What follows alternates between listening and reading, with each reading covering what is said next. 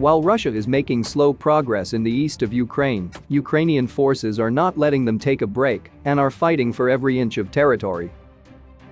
As Russia took full control of the Luhansk region last weekend, fighting has continued to the west.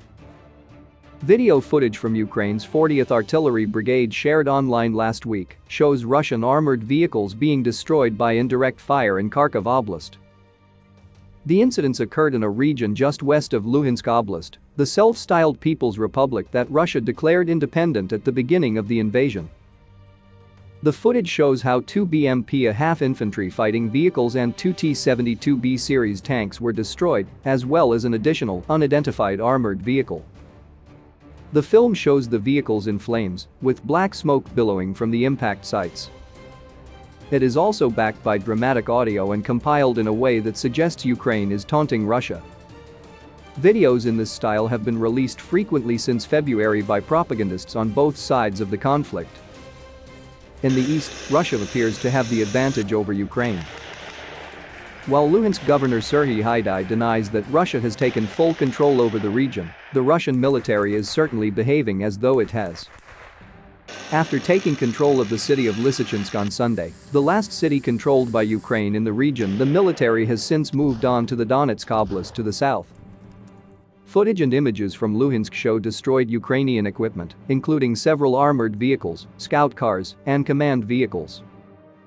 On last Sunday, Russian Defense Minister Sergei Shoigu told Russian President Vladimir Putin that their forces had achieved full control in the region. Ukrainian officials also announced that all troops had been withdrawn from the city of Lysychansk over fears of fatal consequences. On Thursday, Putin threatened further military conflict in Ukraine, stating that his operation in Ukraine hasn't even yet started anything in earnest. The comments appeared to be a suggestion that Russia intends to move forward with its plans of capturing Donetsk before potentially moving on to other parts of Ukraine. During a meeting with parliamentary leaders, the Russian president said that his decision to prolong the war was also being motivated by continued Western support for Ukraine, claiming that NATO countries wants to weaken Russia as a result.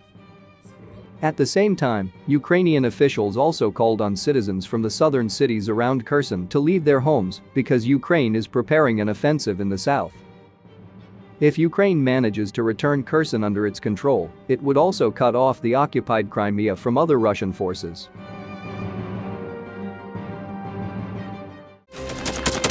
Thanks for watching, and don't forget to subscribe.